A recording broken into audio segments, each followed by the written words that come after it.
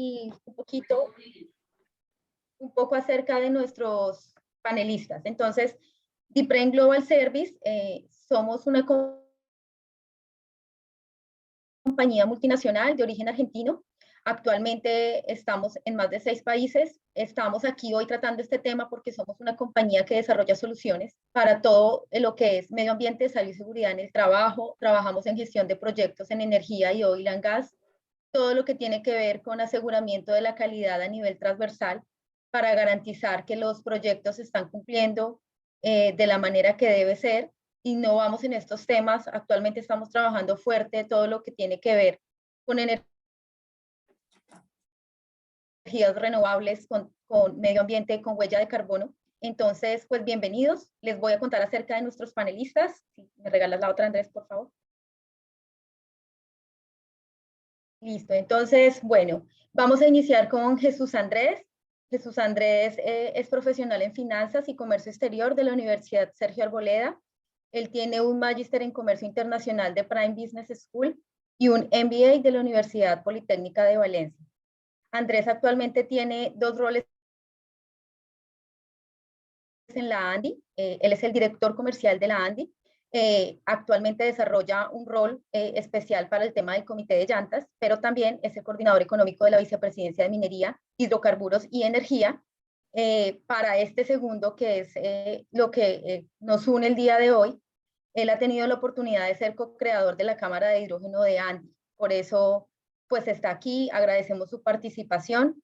Esta Cámara de Hidrógeno, para que ustedes sepan, aquí en Colombia reúne más de 25 empresas de diferentes sectores y tiene como objetivo apoyar la creación de la economía de hidrógeno en Colombia. Por otro lado, Carlos Gamboa, que es nuestro segundo panelista, es ingeniero mecánico con especialización en gerenciamiento de hidrocarburos y desde el 2001 ha trabajado en diferentes industrias y cargos como servicios de mantenimiento y ventas. Desde el 2004, él está en Oerbiger, donde ha liderado entidades y nuevas iniciativas. Su cargo actual está enfocado a proveer soluciones en compresión bajo el enfoque de confiabilidad, eficiencia y ambiente, liderando auditorías en compresión en la región de Latinoamérica y acompañando procesos de comprensión para diferentes aplicaciones. Y por último, Yamile Wilches, quien nos va a contar un caso de éxito, es ingeniera de petróleos. Ella es especializada en gerencia de proyectos y cuenta con una amplia trayectoria de más de 25 años en refinerías de petróleo en la industria de oil and gas. Actualmente, Yamile está liderando una iniciativa en la refinería colombiana Sebastopol como gerente de proyecto y está desarrollando todo el tema de estudio para una construcción de una planta de hidrógeno verde de uso vehicular que ya nos va a contar. Así que bienvenidos a los 3. Te dejo, Andrés, por favor, vamos dejando las preguntas en el chat al final de cada charla. Vamos a leerlas y pues vamos a intentar contestarlas todas. Gracias. Bueno, para mí es un gusto estar en este espacio. Gracias a Paola, gracias a mis colegas que hacen parte de este panel, a Carlos. Es un placer conocerte por este medio, al igual que volver a conversar con Yamile, que desde hace tiempo nos conocemos y precisamente nos conocimos fue por este tema del hidrógeno y por lo que hemos venido haciendo en la ANDI. A mí me pidieron que diera un contexto y básicamente una introducción sobre el tema que hoy nos compete, que es el hidrógeno. Comentarles que en la ANDI empezamos a trabajar este tema desde hace aproximadamente un año y empezamos a trabajar este tema porque gracias a un webinar que en su momento hicimos, así como lo estamos haciendo el día de hoy, recuerdo que en ese momento ese webinar que no teníamos tanta expectativa de asistentes, estamos hablando de aproximadamente marzo del año pasado, y pues tuvimos la sorpresa de que tuvimos aproximadamente unos 600 asistentes para ese webinar, y eso fue una gran sorpresa para nosotros. Y es así como gracias a ese webinar y al ver la importancia que tuvo ese tema, ya sabíamos que Colombia estaba preparando una hoja de ruta en materia de hidrógeno.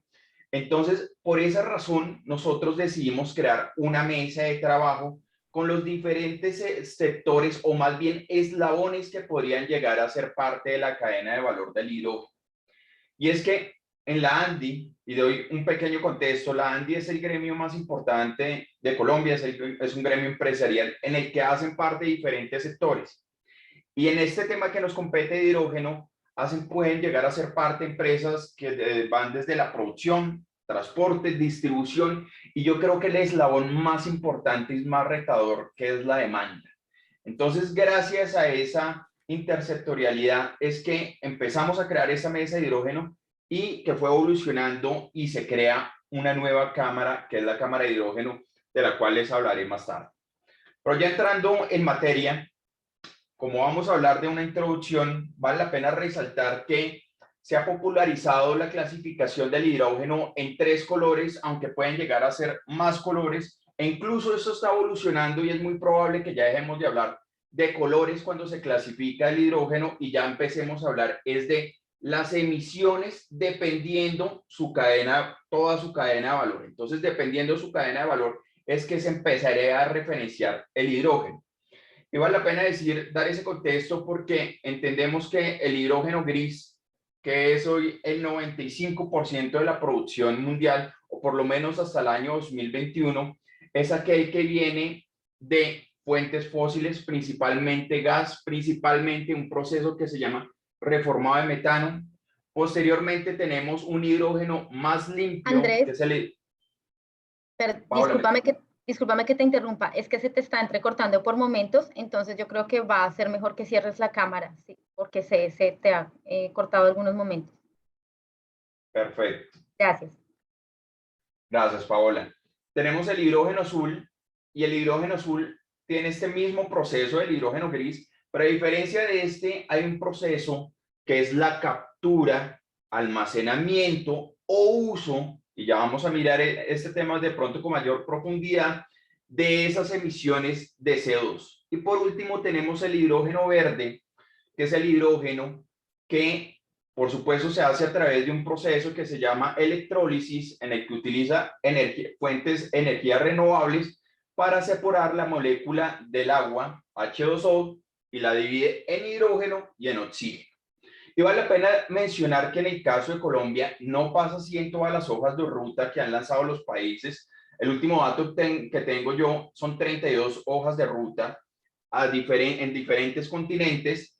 Y en el caso de Colombia, incorpora el escenario del hidrógeno azul y el hidrógeno verde dentro de su hoja de ruta. Pero si vemos otras hojas de ruta de otros países, como en el caso de Chile, como en el caso de Alemania, dependiendo si cuentan con recursos fósiles, con carbón, con gas, pues se dan el lujo de incluir solamente el hidrógeno verde o el hidrógeno azul. En el caso, si vemos esta gráfica que ustedes ven a continuación, ustedes pueden ver que en el año 2020 la demanda aproximadamente fue de 96 millones de toneladas de hidrógeno. Pero si sumamos el hidrógeno azul, que es lo que ustedes ven en este azul claro y en este color naranja, pues vemos que en ese caso, el más del 90% de esa demanda fue hidrógeno gris. Y la producción de ese hidrógeno gris en ese momento para el año 2020, pues esto representó también asimismo las emisiones de 900 millones de toneladas de CO2.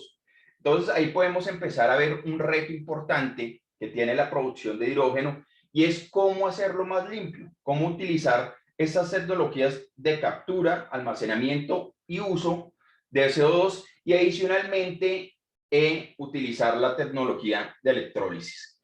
Vemos como en el año 2025, en el caso del hidrógeno gris, que es lo que podemos sumar, lo que ustedes ven en pantalla, en gris y en amarillo, ya empieza a ganar una mayor representación e incluso el hidrógeno verde producido por electrólisis también empieza ya a aparecer y tener una participación aproximadamente de un 15%. Cuando vamos para el año 2030, vemos que el escenario es aún mayor, vemos que en el caso del hidrógeno verde ya empieza a tener una participación algo así como el 34%, y en el caso del hidrógeno azul vemos que tiene una representación aproximadamente del 32%. Y aquí yo quiero hacer una anotación, y es que estos datos que hemos tomado de la Agencia Internacional de Energía fueron realizados antes de que sucediera todo lo que estamos viendo el día de hoy. esta guerra en Ucrania, sin lugar a dudas, puede llegar a ser una disrupción importante para lo que tiene que ver con la economía del hidrógeno, puesto que empezamos a ver noticias tales como que el hidrógeno verde empieza a ser competitivo en algunas partes de Europa, si lo comparamos con los precios del gas natural. Entonces, fíjense ustedes cómo esto puede llegar a tener una disrupción importante para la economía del hidrógeno, y estos datos que hoy vemos en pantalla pueden incluso aumentar aún más. Vemos noticias como la semana pasada Europa se compromete en aumentar 10 veces la producción de electrolizadores en los próximos años. Y son ese tipo de noticias los que nos da una pista de lo que puede llegar a pasar en la economía del hidrógeno a nivel mundial. Las personas me preguntan, bueno, oye, ¿en qué se está demandando el hidrógeno? ¿Para qué se usa este vector energético? Y vale la pena mencionar que en el caso actual vemos que el 40%, más exactamente 37 millones de toneladas, de esas 90 millones de toneladas de las cuales hablamos hace un momento, la utilizan las refinerías precisamente en su proceso de refinación de combustibles. Y la industria tiene el resto de participación, aproximadamente el 55%. Pero aquí hay algo muy importante y es mirar qué va a pasar con los escenarios del año 2025 y en el año 2030. Y la semana pasada también leía un artículo muy interesante, cómo empezaban ya a decir que el hidrógeno verde empieza a ser competitivo desde el año 2024. Y hace un año leía que desde el año 2026 y otros decían que desde el año 2025, y es interesante precisamente por eso que está pasando, cómo el hidrógeno empieza a ser más competitivo o los escenarios que empiezan a plantear empiezan a adelantar esa competitividad, digamos que antes de lo que estaba planeado. Buenos días. Juan Valdez, ¿dónde es? Para que es muy importante, es muy importante que pasen diferentes temas, diferentes escenarios empiecen a suceder, y vale la pena decir que es necesario la creación de nueva demanda diferente a la industrial, a la refinería, que por supuesto es importante seguir potencializándola. Es importante, por supuesto, que haya una reducción de los costos y adicionalmente, paralelamente, trabajar en las eficiencias de las tecnologías relacionadas al hidrógeno, tales como los electrolizadores, por supuesto, la tecnología que tiene que ver con captura, almacenamiento y uso de CO2, adicionalmente las celdas de combustible. Entonces, es importante que para que se den esos escenarios, este tipo de cosas empiecen también a darse. Por supuesto, también en el caso del hidrógeno verde, tiene una estrecha relación con los costos también de las energías renovables no convencionales, y por eso también será interesante ver cómo esto empieza a descender, o bueno, lo que empieza a suceder con este tipo de tecnologías, porque sin lugar a dudas tiene una estrecha correlación con el hidrógeno verde. Y por último, el mundo también empezará a dar la conversación del impuesto al carbono, si hay incrementos, si más países se suman a impulsar este tipo de impuestos. Pero adicionalmente, y más aún trabajando desde la ANDI, es importante que se evalúen en el caso de del impuesto al carbono diferentes escenarios. Y es que vale la pena mencionar que no todos los países cuentan con ese impuesto, que es dispar el impuesto entre un país y otro, y que eventualmente incrementar estos impuestos pueden llegar a volver menos competitiva la industria manufacturera de algunos países. Entonces, esos son algunos retos que tienen también nuestros gobernantes en materia de productividad y competitividad. Vemos como en el año 2025, en el año 2030 aparecen nuevas aplicaciones, y esto gracias a que nuevas industrias empiezan a sumarse en este proceso de descarbonización y encuentran el hidrógeno una gran posibilidad. Y ustedes piensan a ver cómo el transporte empieza a jugar un rol importante, pero adicionalmente en el caso del año 2030, los combustibles sintéticos, vemos como uno hoy de los proyectos más importantes que tiene Chile, el Haruboni, precisamente está enfocado en la producción de combustibles sintéticos. Vemos adicionalmente la inyección en red, la industria, etcétera, etcétera, etcétera. Entonces, en el caso de la industria, para el año 2020, vemos que quienes utilizan en el caso de la industria el hidrógeno, principalmente son aquellas industrias que dedican a los fertilizantes. Y vemos que el 65% de esos 55 millones de toneladas precisamente es para la producción de amoníaco. Vemos que la industria química, por supuesto, tiene una participación importante con el 24.83%, y en el caso de la industria del acero tiene una participación del 10.2%. Entonces, cuando revisamos las hojas de ruta de varios países, por supuesto incluido la de Colombia, vemos que el primer paso, los planes que tienen en el corto y mediano plazo, es precisamente esa sustitución de hidrógeno gris por hidrógeno verde o por hidrógeno azul. En el caso de la capacidad instalada de electrolizadores por región, y aquí vale la pena mostrarlo, vemos que en el año 2020 vemos que hay una capacidad instalada de casi 300 megawatts. Entonces, sin embargo, a pesar de que se ha incrementado paulatinamente, vemos como desde el año 2018-2019 empieza a despegar, y si miramos las cifras del año 2021, incluso aumentan pese a todo este tema del COVID-19, y aquí hay una buena noticia para la economía del hidrógeno, y es que el COVID-19 no fue un impedimento para seguir su desarrollo y su evolución. Volviendo a estos datos que ustedes ven en pantalla, vemos cómo Europa tiene una participación importante y juega un papel muy relevante, puesto que representan más o aproximadamente más del 40% de la capacidad instalada de electrolizadores. Adicionalmente, vemos como desde el año 2019 ya China y Canadá empiezan a tener un rol importante, y el resto de Asia también hace lo propio. Cuando hablamos en el caso de captura y almacenamiento, en el caso del hidrógeno azul, vemos que en el año 2021 tiene un despliegue extraordinario este tipo de tecnologías. Y cuando estoy hablando de un despliegue importante, me estoy refiriendo más que todo a anuncios de prefactibilidad y de factibilidad de proyectos que en los próximos años vamos a ver ya operando. En el caso de los proyectos operando, hoy hay 6 proyectos en el mundo, y empezamos a ver proyectos de captura, almacenamiento, uso desde el año 2005, con una refinería que tiene Shell en Pernis. Empezamos a ver el uso de este tipo de tecnologías. Aquí en Colombia también Ecopetrol tiene un proyecto ya desde hace varios años en operación, y ese CO2 que es capturado en el caso colombiano es utilizado para la industria de bebidas. Por ejemplo, vemos que en el caso de Canadá se ejecuta o empieza a operar el último proyecto de captura y almacenamiento de CO2. Ya para ir bajando un poco más a la región y para ir terminando, vemos que les hablaba de que hay una demanda mundial de 90 millones de toneladas de hidrógeno. En el caso de nuestra región Latinoamérica, que es la que nos trae el día de hoy, es de aproximadamente 4.6 millones de toneladas. Vemos que en el caso de Trinidad y Tobago, de ese 4.5 millones de toneladas, solamente Trinidad y Tobago tiene la mayor demanda y, por supuesto, producción que es utilizada para la fabricación de metanol y amoníaco, principalmente en el caso de este país. En el caso, por ejemplo, de México, que es el segundo país de mayor demanda y de mayor producción, vemos que su producción es mayoritariamente para las refinerías, al igualmente para su industria siderúrgica.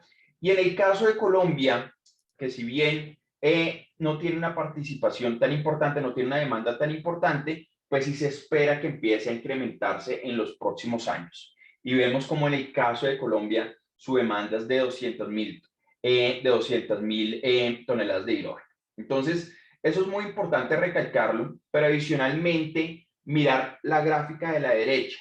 La gráfica de la derecha nos está mostrando cómo en el caso de Latinoamérica va a ir incrementándose posiblemente hasta llegar a una demanda de 6.770.000 toneladas de hidrógeno, y eso se debe principalmente a que empieza a incrementarse la demanda hoy en industrias ya existentes, llámese refinerías, producción de amoníaco, de metanol, pero adicionalmente, después del año 2025, algunas hojas de ruta empiezan a plantear nueva demanda, sobre todo en lo que tiene que ver con la industria del transporte y la industria del cemento.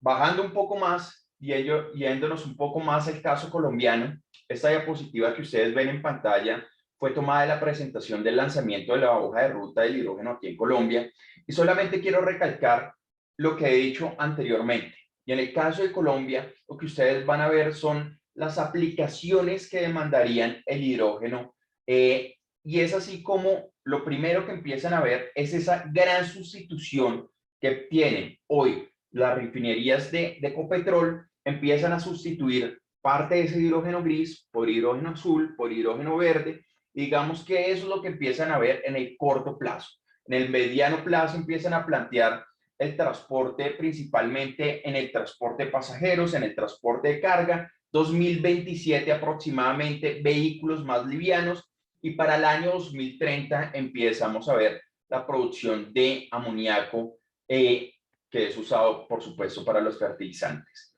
Y aquí ustedes tal vez vieron un par de semanas una noticia muy importante, y es ver cómo una empresa como Monómeros empieza a tener planteado ya proyectos muy interesantes para la producción de amoníaco verde, precisamente enlazando algo que que se lanzó hace poco, que es la hoja de ruta para la energía eólica offshore. Aquí desde la ANDI tenemos un reto muy importante, yo les cuento, y desde esta cámara que empezó sus operaciones ya desde hace un par de semanas, y es cómo lograr que la exportación sea antes del año 2030. Y así como otras hojas de ruta lo tienen planteado para el año 2025, 2027, que en Colombia también podamos llevar a cabo este tipo de operaciones antes de lo que tenía previsto. Porque si bien es importante enfocarnos en la demanda nacional, en la demanda interna, es importante que los países de la región también se empiecen a enfocar en la exportación, ya sea de hidrógeno o alguno de sus derivados, llámese amoníaco, metanol o incluso combustibles sintéticos, como es en el caso de Chile. Para ir terminando, esas son las empresas que ustedes ven en pantalla, son las que hacen parte de esta cámara de hidrógeno Andes Naturgas, la primera cámara en la cual dos asociaciones muy importantes se unen para trabajar en pro del hidrógeno y consolidar esta economía aquí en Colombia. Hoy son 34 empresas. Cuando hablábamos en su momento con Paola, hablamos de 25 empresas. Imagínense ustedes cómo esto ha ido evolucionando, y es interesante ver cómo empresas de diferentes sectores hoy tienen interés en insertarse en esta cadena de valor.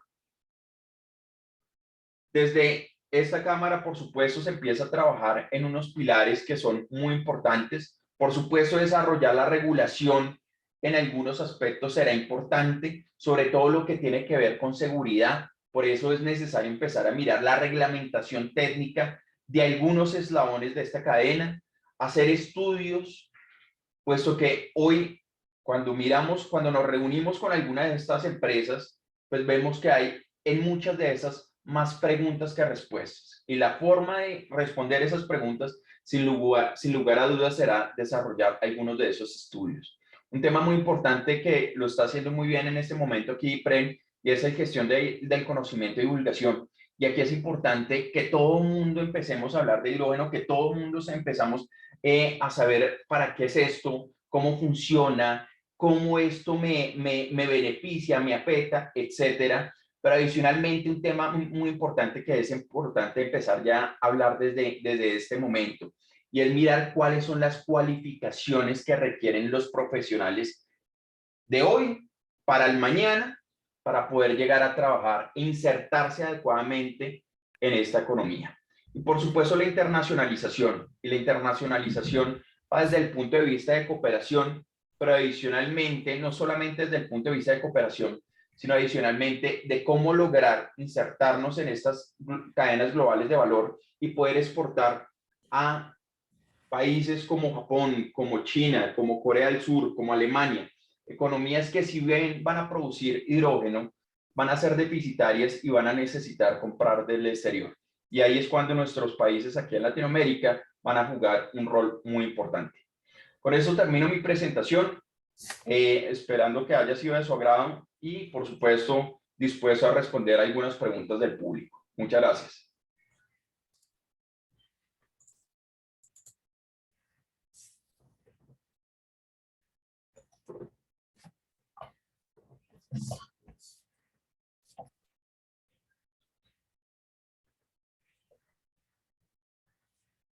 Bueno, por lo que veo quedó todo muy claro o todo muy confuso. Y en aras del tiempo, vamos a pasar a la siguiente presentación, que es un tema realmente muy apasionante y del cual Carlos Gamboa nos va a hablar el día de hoy sobre compresión de hidrógeno, tradicionalmente sobre retos que tiene este proceso. Entonces, Carlos, te doy la palabra y muchas gracias por estar aquí. Buen día para todos. Perdón, Carlos, perdón Jesús. Están dejándote una consulta por el chat. Preguntan, ¿qué barreras identificás en Colombia al hidrógeno? Bueno, muchas gracias por esa pregunta. Y aquí vale la pena mencionar que tiene diferentes retos. El principal reto es desarrollar la demanda interna. Eso es algo muy importante. Y aquí es importante que se empiecen a evaluar algún tipo de subsidios o algún tipo de mecanismo para que empiece a equipararse el precio del hidrógeno con otros combustibles. En algún momento se tendrá que dar la discusión probablemente del impuesto al carbono, entre otros aspectos, pero sin lugar a dudas, y esto en conversación que hemos tenido con algunas de esas empresas que les presentaba hace un momento, es que es necesario algún tipo de estímulos para la producción, pero adicionalmente para un eslabón muy importante que es la demanda.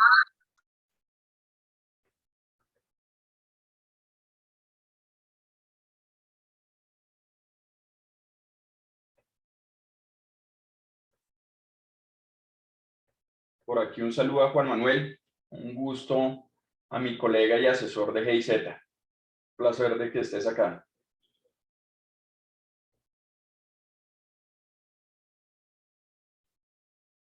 No veo más preguntas en el chat.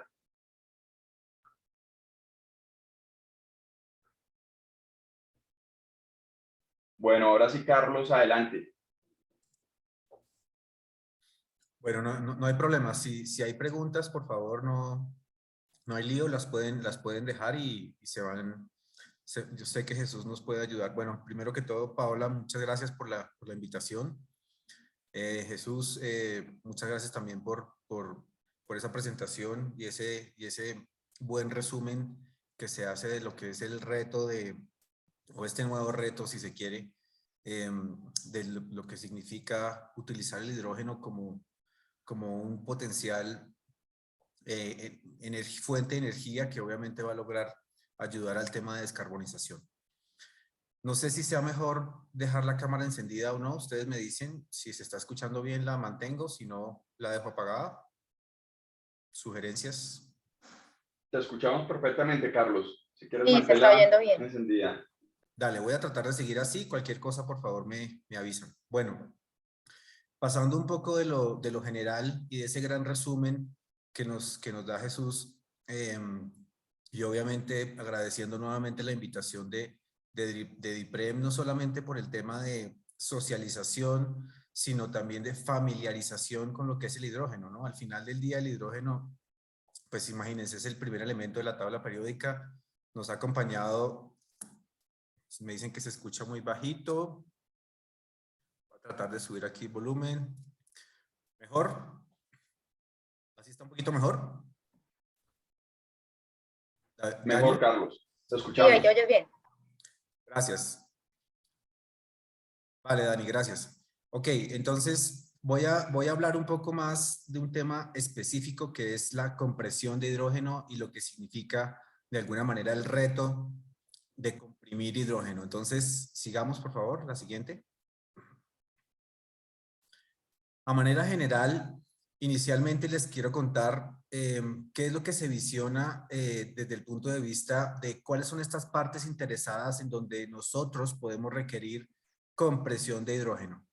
Entonces, inicialmente, como lo comentaba Andrés, si nos situamos dentro de la gráfica en la parte izquierda de sus pantallas, en la producción de hidrógeno, vemos básicamente lo que hoy tenemos en refinación, que es básicamente la transformación de ese gas natural, más en algunos casos la recolección de esos carbonos que se generan. Y esto nos ha acompañado en la industria durante mucho tiempo. Entonces, un pequeño paréntesis.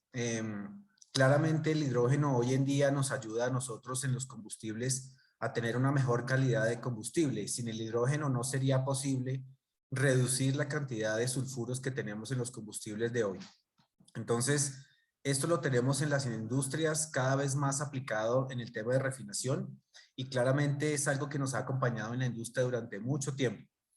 Desde el punto de vista de Herbiger, si se quiere, la compañía para la cual represento y trabajo, siempre hemos trabajado en aras de estar en la mano de los productos que acompañan este tipo de compresión. Es decir, hemos estado de la mano en toda la parte de compresión, partes y cómo podemos nosotros regular esa demanda de hidrógeno frente a los potenciales distribuidores o en este caso usos del hidrógeno. Si lo miramos un poco más amplio, ya pasamos a diferentes tipos de demandas. Por ejemplo, si generamos energía renovable, si tenemos generación de hidrógeno, de alguna manera lo vamos a tener que transportar. Y ese transporte pues, obviamente nos implica de alguna manera compresión, bien sea hacia una red de gas, como un gas blending, bien sea hacia una movilidad o bien sea hacia diferentes demandas en industria, por ejemplo, la industria del acero, la industria química y nuevamente la industria petrolera. Este gas que se genera, este hidrógeno que se genera, independientemente de su color, como bien lo comentaba Jesús, tiene que ser transportado a la fuente para poder venderse o en algún momento para ser sumado a la corporación. De igual manera, nos presentan un reto adicional. Este reto adicional no solamente se queda en la generación de la energía o en la producción de hidrógeno en sitio, sino aparte de esto queremos utilizar este hidrógeno en la tecnología de movilidad. Entonces, nuevamente se genera un reto adicional para generar las famosas pilas de energía con vehículos livianos, con camiones, con barcos, trenes, etcétera, montacargas, en donde lo que básicamente requerimos es reemplazar nuestro tanque de combustible conocido hoy líquido por un tanque de hidrógeno que vamos a tener para poder utilizar esa energía de manera confiable. Y de igual manera también necesitamos o la demanda del mercado, como bien lo explicaba Jesús, también nos va a implicar un tema de transporte y o almacenamiento de ese hidrógeno. Entonces, si lo vemos en esta gráfica, que vuelvo y repito, de alguna manera resume los potenciales productores y o consumidores de hidrógeno, todo esto va a implicar de alguna manera comprimir el hidrógeno de un lugar a otro. Entonces, para esto tenemos diferentes retos. Siguientes, por favor. Inicialmente, lo que les quería comentar es, ok, la demanda de este hidrógeno en la industria claramente está cambiando. ¿Qué es lo que conocemos hoy en día? Hoy en día nos acompaña en el proceso de refinación y petroquímica el hidrógeno. Y básicamente lo que encontramos es en los diferentes tipos de procesos para poder tener mejoras de combustibles o inclusive generación de algunos tipos de gases, la presencia de hidrógeno. Y aquí normalmente tenemos compresión a diferentes tipos de condiciones. Por ejemplo, para isomerización tenemos presiones de entrega de aproximadamente 30 a 45 bares. Para hidrodesulfuración, que es básicamente refinación, tenemos entre 50 a 80 bares de entrega y así sucesivamente dependiendo el tipo de aplicación. Aquí normalmente estamos familiarizados con este tipo de compresión y trabajamos normalmente con aplicaciones típicamente lubricadas, es decir, compresores que dentro de su cámara manejan lubricantes para mejorar ese sellado entre el hidrógeno y entre el gas que se está comprimiendo, que en este caso es el hidrógeno. Ahora, el mercado nos está diciendo, bueno, ahora nosotros necesitamos también generar de alguna manera que el hidrógeno nos ayude a ser usado como fuente para generación de energía. Y aquí se presenta un reto adicional. Normalmente lo que necesitamos hacer es nuevamente comprimir este hidrógeno e incluirlo dentro de alguna de estas fuentes. Por ejemplo, lo que está haciendo Promigas hoy en día, que es mezclando el metano con el hidrógeno. Para esto necesitamos de alguna forma tener cierto grado de compresión en ese gas que se está transportando para poder llegar hasta los hogares o hasta el consumidor final con ciertas características de presión. Para la generación también, por ejemplo, como lo comentaba Jesús, de combustibles que son sintéticos. Entonces requerimos ciertas condiciones de compresión también para poder tener la aplicación de ese hidrógeno en esas aplicaciones. Y básicamente lo que requerimos acá es un proceso químico en donde el hidrógeno hace parte importante, pero requerimos comprimirlo. Y finalmente, una de las aplicaciones que se puede convertir en el mediano plazo y largo plazo en una de las aplicaciones más complejas desde el punto de vista de compresión por las presiones que ustedes pueden ver acá, y es el tema de movilidad. En el tema de movilidad, por ejemplo, para vehículos pesados de carga, estamos hablando de 450 bares en un tanque que obviamente nos va a surtir nuestro vehículo, bien sea con una pila de combustible o bien sea a través de electrólisis. En el tema de vehículos livianos estamos hablando de 800 bares, aplicaciones que ya vemos hoy en día, por ejemplo, en España. En el tema de montacargas, 450 bares. En el tema marítimo, 450 bares. Y finalmente, en el tema de trenes, estamos hablando también de 450 bares. Entonces, estamos hablando de presiones que son bastante altas y mayormente aplicaciones que son no lubricadas, obviamente, por el tema de presión, condiciones, y ustedes se imaginarán las tolerancias que tenemos internamente dentro de una máquina de estas para, además de tener compresión de hidrógeno, manejar un fluido. Entonces no podemos manejar condiciones que sean lubricadas. Tienen que ser todas libres de lubricación. Siguiente, por favor.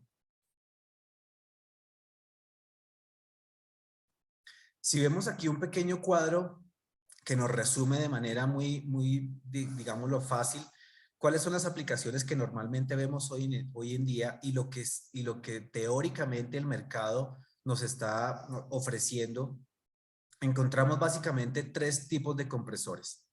En la parte verde encontramos el compresor, digámoslo así, convencional, un compresor de pistón que ubicamos normalmente en refinería. Entonces, si ustedes se dan cuenta, este compresor tiene una ventaja en la industria hoy en día, y es que nos genera altos rangos de flujo, que es lo que necesitamos hoy en día en demandas altas como refinación, pero tenemos una limitación desde el punto de vista de presión. Claramente no podemos llegar a presiones muy altas en aplicaciones finales. Entonces nos toca pasar a una siguiente generación de compresión, que es el compresor de diafragma. El compresor de diafragma, digamos que en términos generales, también es un compresor relativamente de desplazamiento positivo. Es un compresor de desplazamiento positivo, pero su funcionamiento no está directamente ligado 100% a un tema mecánico como el compresor de pistón o compresor que conocemos normalmente.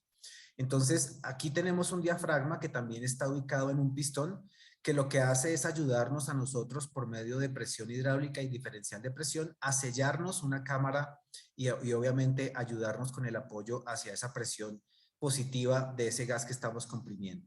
Aquí tenemos una gran ventaja, y es que ya estamos logrando tener mayores presiones, ¿cierto? Estamos llegando sobre el rango de 100 bares, pero nuestros caudales son mucho más pequeños. Entonces aquí se nos presenta un reto adicional, y es, por ejemplo, los tiempos de llenado en caso tal de aplicaciones específicas como para vehiculares o grandes cargas. Entonces, también se presenta un siguiente reto adicional, por ejemplo, para aplicaciones mucho más altas, y son aplicaciones en donde ya nos vamos a compresores de funcionamiento 100% de pistón, pero no tenemos accionamiento mecánico, sino accionamiento 100% hidráulico. Y aquí ya nuevamente entramos en un rango de aplicación donde tenemos grandes presiones, pero bajos flujos. Como resumen, si nosotros los vemos como retos desde el punto de vista de compresión, digámoslo así, como máquina, como equipo, ¿qué estamos enfrentando hoy en día? Claramente altas presiones, altísimas presiones para manejar al lado de un usuario final. Tenemos distintos tipos de procesos que demandan distintos tipos, digamos, de demandas desde el punto de vista de proceso de usuario final. Vuelvo y repito el tema, por ejemplo, poder llenar un vehículo en tiempos relativamente bajos, o un camión, o un barco, o un tren, tener tiempos de llenado, digámoslo, totalmente viables para este tipo de industria. Las predicciones de componentes, entonces los invito un poquito a pensar un poco frente a lo que significa desde el punto de vista mecánico, todo lo que significa predecir desde el punto de vista de mantenimiento y sostenimiento de estos equipos, poder tener partes internas que me generen cierto tipo de corridas confiables en el tiempo. El otro tema que enfrentamos es claramente estaciones remotas. Tenemos que llevar el hidrógeno hasta ciertos puntos porque claramente toda la movilidad, por ejemplo, no tiene que tener un punto común de llenado, ¿no? Tenemos que llegar hasta donde ellos se mueven para poder tener llenado de estos equipos. Entonces, presentamos también estaciones remotas donde no solamente hay que tener un llenado del vehículo final, por ejemplo, o del usuario, sino también transportar el hidrógeno hasta ese lugar. El otro tema súper importante es poder tener la protección de vida, y obviamente esto va muy de la mano con un tema regulatorio, y también poder monitorear estos equipos de manera eficiente, eficaz y obviamente segura.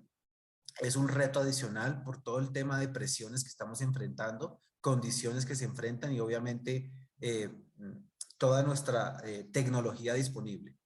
Y finalmente esta pelea bueno, pelea en el buen sentido, que obviamente hoy en día, no sé si ya se haya ganado, pero tenemos siempre la pelea del CAPEX y el OPEX. Hoy en día, estos dos ingredientes en selección de equipos, se puede decir que en algunos puntos de la industria, si tenemos un CAPEX relativamente alto, normalmente los OPEX tienden a disminuir, o viceversa. En este caso en particular, tanto el CAPEX como el OPEX hoy siguen siendo relativamente altos para poder generar o tener, digamos, viabilidad en cierta selección de equipos. Entonces todavía estamos en una curva de aprendizaje, por eso me atreví a poner aquí en rojo este work in progress, porque definitivamente, si bien es cierto que de alguna manera la tecnología está disponible, también es cierto que hay mucho que aprender y todavía mucho por mejorar para poder mejorar estos estudios, sobre todo financieros, y darle más viabilidad al tema de compresión de hidrógeno.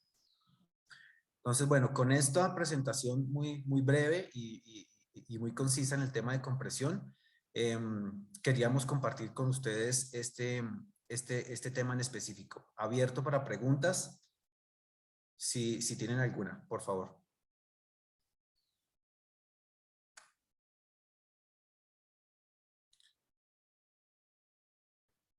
Carlos, muchas gracias. Por aquí nos hacen una pregunta y es, ¿qué podrían hacer para qué se tendría que hacer para disminuir el CAPEX y el OPEX? Bueno, digamos que yo comentaba de alguna manera que este ha sido como una pelea siempre, no solamente en esta industria, sino bueno, a nivel general. Y ya se está haciendo mucho. Me hablan de Eco-Disruption, no sé quién será, pero bueno, saludos. Ya se está haciendo. Muchas compañías están 100% dedicadas, muchas compañías de compresión me refiero, están 100% dedicadas o inclusive están segregando este mercado de manera independiente. ¿A qué voy? Están abriendo divisiones específicas y centros de desarrollo para poder tener máquinas ya rodando bajo condiciones reales de servicio. Entonces, la tecnología, como lo comentaba, está desarrollada y muchas de estas compañías ya tienen prototipos rodando para poder disminuir, bien sea lo que en algún momento se consideraron materiales o especificaciones demasiado altas, para poder lograr tener corridas mucho más extensas basadas en realidad. Esto nos va a tener a nosotros como usuarios finales la ventaja de poder disminuir alguno de esos dos índices, ¿no? ¿Qué retos identifica para la compresión del hidrógeno y derivados en Colombia? Bueno, retos, digamos que creo que Jesús lo explicó de manera mucho mejor, a lo mejor que lo que yo pueda explicar desde el punto de vista de compresión, pero definitivamente el principal reto que se ve como industria es definitivamente definir la demanda, porque al final del día la demanda es la que nos va a generar a nosotros como potencializadores, si se quiere, de la industria y generadores de tecnología, nos va a generar la rapidez con la cual podamos nosotros tener a disposición final del usuario esta tecnología. Entonces, definitivamente yo creo que la demanda va a ser un tema que va a ser crucial, y desde el punto de vista tecnológico, si se quiere, es claro que la regulación que acompaña esta demanda desde el punto de vista de estaciones, de tecnología a aplicar y de hacia dónde vamos como país, claramente nos va a ir a ayudar sobre este camino, ¿no? Pero principalmente la demanda y la identificación de este usuario final es lo que va a marcar la pauta. Carlos, antes de pasar a Yamile, no sé si nos puedas profundizar un poco más sobre ese tema de protección, que nos puedas hablar un poco de seguridad. Sí, vale, Jesús, mira, por Algunos ejemplo, aspectos para resaltar. sí, cuando hablamos de protección, digamos que dentro de la industria uno encuentra diferentes tipos de normativas. Tú te puedes guiar normalmente por la norma API, que es la que regula normalmente la fabricación de este tipo de compresores, ¿no? Sin embargo, para cuando entramos en un reto un poco similar, si se quiere, desde el punto de vista de aseguramiento en todo lo que significa materiales, todo lo que significa poder asegurar un funcionamiento confiable en el tiempo, no podemos olvidar que el hidrógeno, digamos, se comporta de manera diferente a los gases que comúnmente conocemos. Entonces, digamos que toda esa normativa alrededor del hidrógeno está yendo de la mano con las potenciales pruebas que se están haciendo en cómo reaccionan estos equipos y estos componentes y estos materiales con los que se fabrican estos equipos a esa exposición durante largos periodos frente al hidrógeno. Entonces, cuando hablamos de protección es conocer de alguna manera cómo es ese comportamiento en el tiempo sobre estos componentes y poder garantizarle al usuario final de que va a ser una aplicación segura. Básicamente es eso. Gracias, Carlos. Aquí de pronto añadiría lo siguiente, y es que efectivamente existen normas técnicas internacionales en materia de seguridad, y ese yo creo que es uno de los aspectos más importantes para desarrollar esta cadena de valor. Incluso a comienzo de este año nos reunimos con el Ministerio de Minas y Energía y con el ICONTEC para empezar ya a mirar la posibilidad de trabajar en un plan de normalización para Colombia, un tema que será muy importante para este proceso de compresión. Entonces, Carlos, muchas gracias. No veo más preguntas en el público, y en aras del tiempo voy a hacerle la palabra a Yamile Wilches, gerente del proyecto de la refinería de Sebastopol. Es un placer tenerte acá y escuchar sobre este gran proyecto. Adelante, Yamile, muchas gracias. Muchísimas gracias a DIPREM, a mis dos compañeros de panel, Carlos Andrés y Jesús Andrés. Voy a retirar la cámara para dar inicio a la presentación nuestra. Gracias. Refinería Colombiana Sebastopol es una iniciativa de carácter privada que estamos listos a comenzar los estudios a partir del mes de agosto de este año. De tal modo que somos uno de los proyectos más destacados a nivel latinoamericano. No ha sido fácil llegar al estado en que podemos dar hoy este anuncio. Ya lo haremos oficial junto con el presidente de la compañía próximamente. La Refinería Colombiana Sebastopol es un complejo industrial conformado por 5 unidades de negocios, que es una refinería, de 100,000 barriles día de proceso, una planta de cogeneración de energía de 135 megas,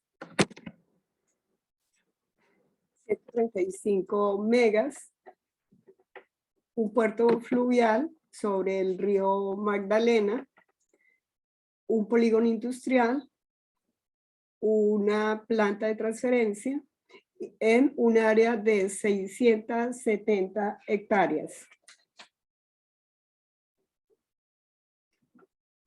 En Puerto de Río, en el departamento de Antioquia. Y como unidad complementaria tenemos prevista la construcción de una planta de hidrógeno verde para uso vehicular. Yo le pediría el favor a Paola que le envíe la presentación para que por favor la abra o me autorice para Sí. poderla presentar, por favor. Gracias. Sí, Yamile, puedes compartir como quieras. Gracias. Gracias.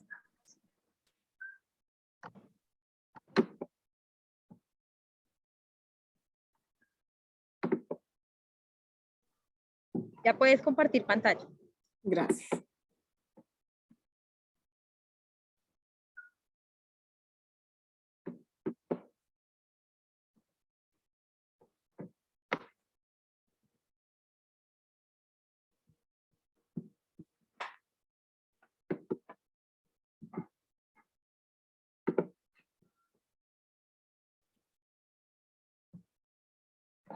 Gracias.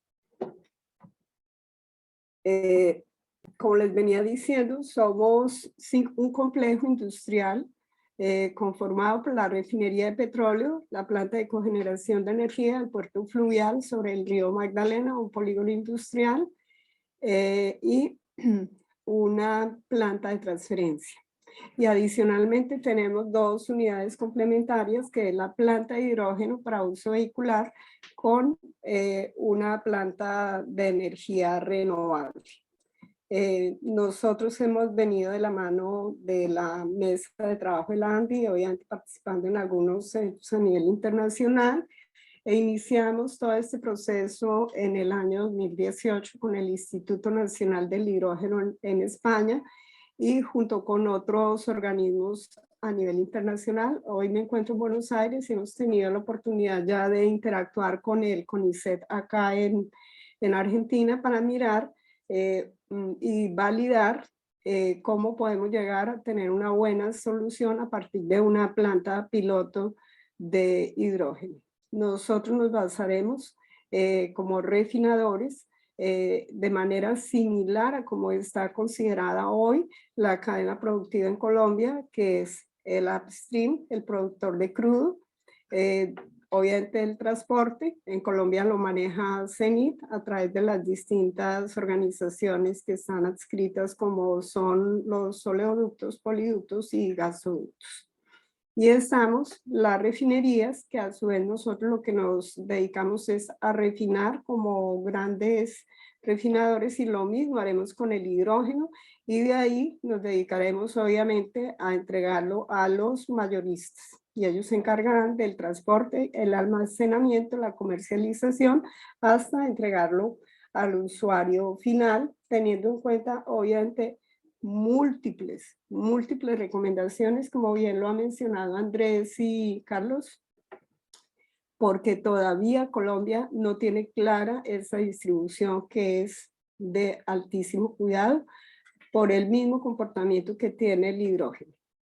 Nosotros estamos optando por un hidrógeno verde, como bien lo hemos mencionado en nuestras múltiples conferencias, principalmente porque todos los mercados internacionales, especialmente los acuerdos medioambientales, se han focalizado en el uso de combustibles fósiles, que tenemos demasiadas emisiones de CO2. La refinería nuestra es una refinería que únicamente tendrá emisiones de 0 a 30 ppm. Somos una refinería diseñada y conceptualizada para motores con tecnología Euro 6. Por lo tanto, somos una refinería altamente amigable con el medio ambiente. En lo que tiene que ver con la planta de hidrógeno, estamos en este momento validando 2 tipos de tecnologías. Indudablemente los electrolizadores PEM, que son los más conocidos hoy, porque obviamente están respaldados por Siemens y otros grandes fabricantes, tanto en Estados Unidos como en Australia y en Alemania. Estamos evaluando también los electrolizadores alcalinos, porque podemos manejarlos por tiempos no de 24 horas, sino por tiempos limitados. ¿Por qué? Porque cuando nosotros hacemos el análisis de la energía renovable, nos encontramos que cualquiera de las energías renovables que vayamos a desarrollar en Puerto de Río, que es donde estamos localizados, pues no tendríamos cómo garantizar una energía realmente limpia 24 horas. Primero, no tenemos el viento suficiente y la radiación solar solamente la tendré máximo por 6 u 8 horas. Así que estamos evaluando, junto con el CONICET, la manera de llegar a un piloto que pueda ser escalable mediante un electrolizador alcalino. Estamos en ese proceso de evaluación. Nosotros sí estamos enfocados y focalizados exclusivamente en el uso del hidrógeno para transporte, especialmente para el transporte pesado que se utiliza mayormente en Colombia, con tractocamiones, todo lo que tiene que ver con pasajeros y maquinaria amarilla. Tenemos también dispuesto dentro del proceso de la refinería propiamente dicho, una planta de amonia líquida, porque tenemos dos escenarios para poder producir el hidrógeno, bien sea en el evento que deseamos exportarlo en forma de amonia, que es mucho más seguro su transporte, para destinos como Francia, como los que bien mencionó Jesús Andrés, Francia, Alemania, Corea o Japón, que son digamos que los clientes que mayormente se han acercado a esta iniciativa que lidera Refinería Colombiana Sebastopol. Y eso nos permitiría, y hemos hecho también algunos acercamientos con la compañía Air Products, para hacer alguna simulación de la planta que ellos tienen en Arabia Saudita y es conducida a través de un ducto hasta España como amonia líquida, y en España se hace la disociación para poder distribuir ya como hidrógeno para uso vehicular.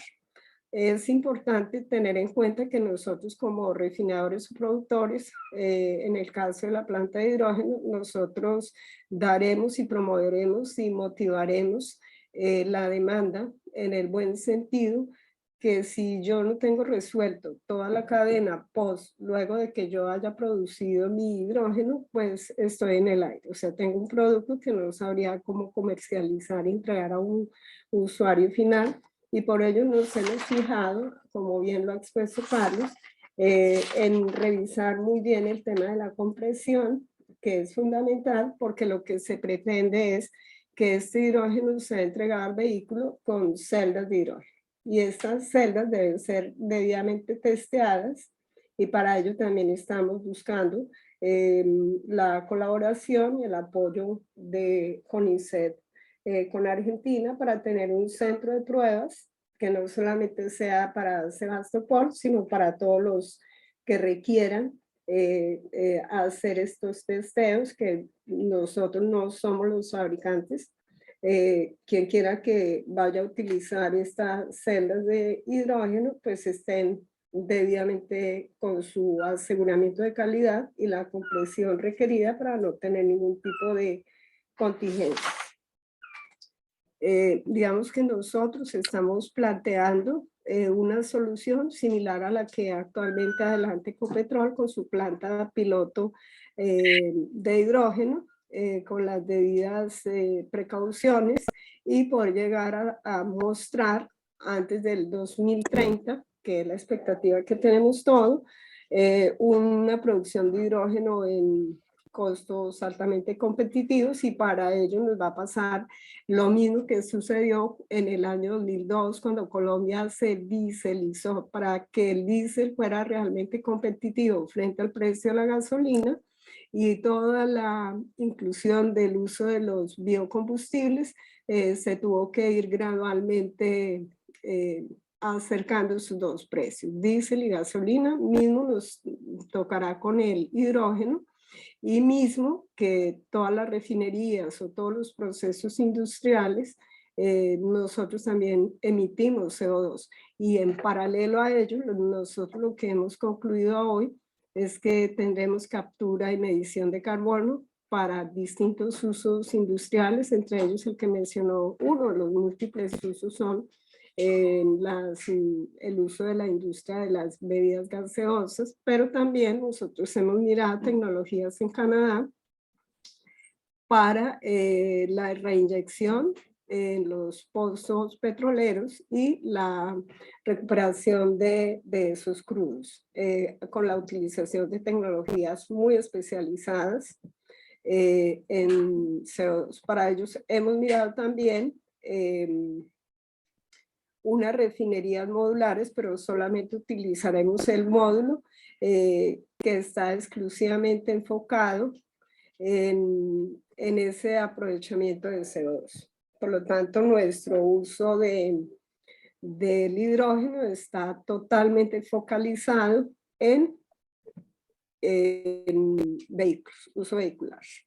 Y desde luego hemos tenido un muy buen acercamiento en Colombia a través del Ministerio de Industria y Comercio, que ya tiene de alguna forma, como mismo se habla de la hoja de ruta del hidrógeno, una serie de incentivos para quienes estemos enfocados a desarrollar este tipo de industria, que no es fácil, es totalmente nueva para Colombia, y desde luego que toda la industria que conformamos, cada uno de los elementos para tener una planta de hidrógeno, es nuevo para todos. No es que ya tengamos una planta de hidrógeno de gran tamaño funcionando y ya con vehículos andando, no.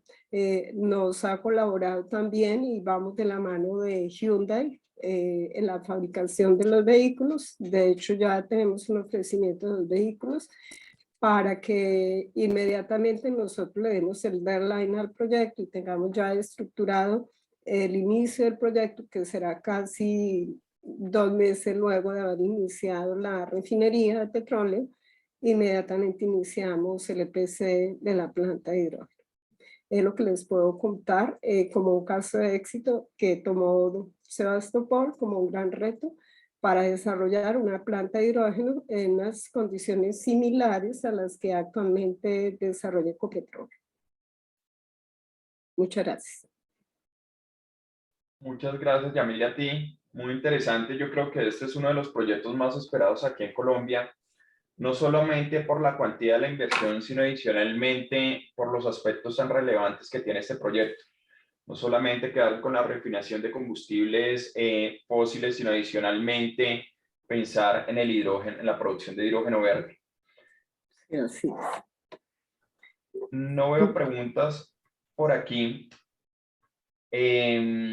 Bueno, por aquí Disruption nos pregunta, ¿qué dificultades principales han encontrado para el diseño y desarrollo del proyecto? De la planta de hidrógeno, más que dificultades, lo que hemos hecho nosotros es conformar un gran equipo de colaboradores que ya han tenido experiencia desde el punto de vista de la ingeniería, de la procura y desde luego de la construcción. Como les mencioné solamente algunas compañías y vamos de la mano de ellas y desde luego contamos con unos EPCistas que ya bueno, son ampliamente reconocidos a nivel internacional, que son Saipem y Wood. Entonces, estamos conformando un equipo de trabajo suficientemente idóneo para dar este gran paso, porque son inversiones importantes. La inversión que realizó Ecopetrol está alrededor de $6 millones y la nuestra va por ese mismo camino.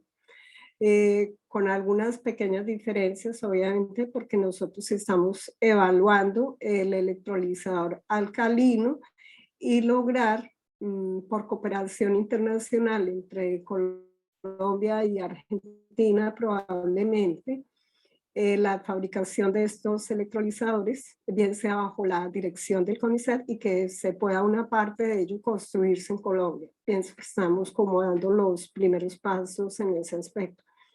Dificultades, diría que solamente estamos como todos estamos en el mismo camino, estamos más bien explorando las mejores vías, guiados indudablemente por compañías muy experimentadas y especializadas en este tipo de desarrollos industriales. Nos hacen otra pregunta, Yamile.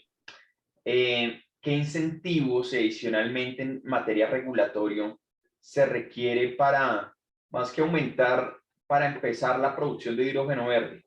Bueno, lo que nosotros tenemos entendido y hemos conversado con el ministro de Industria y Comercio en Colombia es, tenemos dos alternativas. Refinería Colombiana Sebastopol está bajo declaratoria de zona franca permanente, con lo cual tenemos una serie de incentivos como son 0 aranceles para la importación de bienes. Para lo que tiene que ver con servicios, sí tendríamos que pagar el 100% dependiendo del tipo de servicio. Eso si fuéramos por esa vía. Y también la celeridad en la entrega o gestión de licencias ambientales que en Colombia son bastante demoradas. Entonces tenemos como, por ser un megaproyecto, que ya estamos incluidos como megaproyecto dentro de los ministerios que corresponden, Ministerio de Hacienda y Crédito Público, como inversión extranjera directa, y el Ministerio de Desarrollo Económico, de Industria y Comercio. Y de otro lado está, si solamente fuéramos ahí por lo que dan los incentivos del Ministerio de Industria y Comercio, nosotros tendríamos hasta 15 años de exención de impuestos. Digamos que tenemos esas dos vías y estamos evaluando para la planta de hidrógeno únicamente con cuál vía nos va mejor. Nosotros hoy estamos más inclinados a continuar con nuestra declaratoria de zona franca permanente que nos da unos rangos de competitividad muchísimo más atractivos, especialmente para el inversionista extranjero y desde luego, como bien lo mencionaba Carlos, nuestro CAPEX sea absolutamente optimizado, por ende el OPEX es bien atractivo para el inversionista. Si revisamos a qué estoy yo demandada o obligada en Colombia en materia de impuestos, con mi declaratoria de zona franca permanente estaría, si voy a hacer importaciones hoy de mis bienes o mis activos que requiero para el desarrollo del proyecto, tengo una tasa del 20% frente al 37% que tiene hoy Colombia. A partir del año 2024, 2026, que Colombia ya formalmente tiene la aplicación del acuerdo con la OCDE, 2026. La tasa impositiva es del 24%. Todavía sigo siendo competitiva frente a esa tasa. Y desde luego que estamos estudiando y estamos estructurando lo que mejor beneficie desde el punto de vista de los incentivos que tiene Colombia para este tipo de iniciativas que tiene que ver con el hidrógeno verde. Y ahí también está FENOGE, que en el evento que requiriéramos algún recurso, ellos también están dispuestos a promover los recursos que hacen falta. Esto, digamos que es un tema de estructuración que es complejo, no es fácil. Y nosotros como inversión extranjera directa, pues tenemos la seguridad jurídica que nos ofrece Colombia, y enmarcados dentro de la refinería, indudablemente tenemos la seguridad económica que hemos logrado con nuestro análisis financiero muy bien estructurado, que hemos alcanzado a lo largo de los años que llevamos liderando este proyecto. Gracias, Yamile. Contigo empezamos a hablar de hidrógeno unos meses antes de que incluso Colombia publicara su hoja de ruta. Sí. ¿Por qué ustedes dentro de su proyecto incluyen la producción del hidrógeno verde? ¿Cuál es la razón? Además de, por supuesto, la refinación de combustibles fósiles. Bueno, ¿por qué la incluimos? Repito nuevamente, hacia dónde se han focalizado las ONGs ambientalistas prácticamente en contra del uso de los combustibles, comillas, fósiles, y desde luego que en buena parte tienes razón, porque hay algunas refinerías que por obsolescencia tienen emisiones tanto en sus procesos de producción como en el combustible final obtenido. Colombia, si revisamos esos contenidos de azufres o de material particular altamente contaminante, para ello tenemos un ejemplo que es el Valle de Aburrá, y para mejorar la calidad de sus combustibles que a hoy no produce, o hará 3, 4 años no producía Colombia, pues debíamos importar combustibles Euro 6, mezclarlos e internarlos más o menos 800 kilómetros desde Cartagena hasta el Valle de Aburrá. Entonces, revisando que nosotros siempre hemos hablado desde que iniciamos el proyecto en tecnologías, empezamos con Euro 3, Euro 4, Euro 5, y finalmente Euro 6, cuando se declaró la tecnología para motores de vehículos Euro 6 entre 0 y 30 ppm.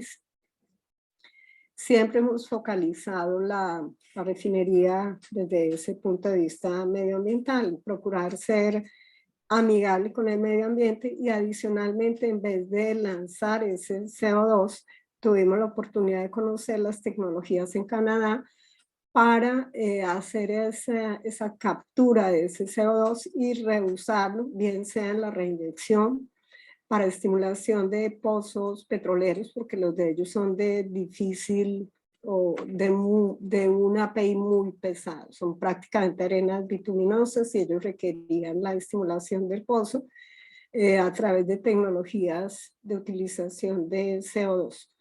Obviamente, cuando yo disgrego la molécula del CO2, pues puedo obtener un gas de síntesis, y ahí pues sigo obteniendo otro tipo de productos. Entonces, también en la búsqueda de los fondos para la refinería, nos encontramos con iniciativas con el Sumitomo Bank que nos decían: yo les procuro a ustedes fondos solo si suman un proyecto totalmente verde. Entonces, en el año 2018 tuvimos la oportunidad de conocer en el Instituto Nacional del Hidrógeno en España todo lo que ellos tenían en ese momento de manera experimental, y tuvimos la oportunidad de probar un vehículo de Hyundai movido por celdas de hidrógeno como vector eléctrico. Entonces, eso nos motivó desde el año 2018 a empezar a hacer los análisis de una planta de hidrógeno. Obviamente, en ese momento el kilo de hidrógeno estaba en 2.000 euros. Eso era una locura pensar